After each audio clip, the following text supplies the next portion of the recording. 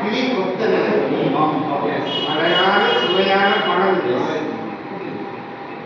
இவர்களே படிச்சோம். இதை விட சுவையானது இன்னொன்று உலகத்தில் இல்லை, இனிமே வரப்போறதும் இல்லை.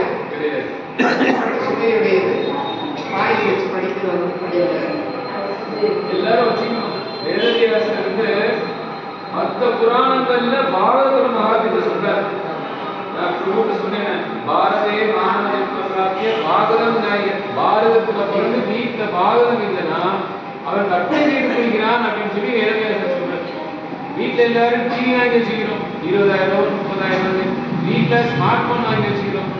நம்மளை கெடுக்கிறதுக்கான நிறைய விஷயங்களை வீட்டுல வாங்கி வச்சுக்கிட்டு எப்படி சந்தோஷமா இருக்க முடியும்?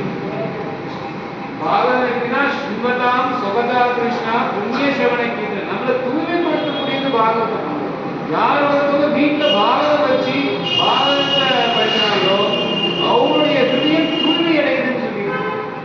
நம்ம ஹிருதயத்தை தூய்மையா இருக்கணுமா அழுக்கா இருக்கணுமா? ஏற்கனவே அழுக்கா இருக்கிறனால நம்ம துக்கப்பட்டு இருக்கோம். நம்ம துக்கத்துக்குலாம் காரணம் நம்ம செஞ்ச அழுக்கு தான், தவறுகள் தான். ஆனா இந்த பாகவதம் அனர்த்தோ பசவம் சாட்சா. பாகவதம் படிக்க படிக்க அனார்த்தங்கள்லாம் பொசுக்கிடுமா. நம்ம வீட்டுல பாகவதம் வச்சு நம்மளும் படிக்கணும், நம்ம பசங்களுக்கு படிக்க வைக்கணும், பேரங்களுக்கு படிக்க வைக்கணும்.